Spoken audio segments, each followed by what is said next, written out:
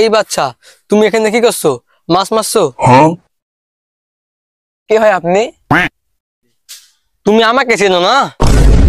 আপনি গ্রামে নতুন নাকি? আপনি তো গ্রামে দেখিনি।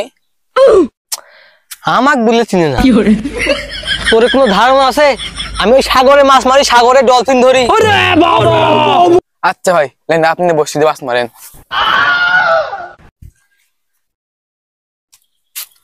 A few moments later. ওই তুমি সরো এখান থেকে।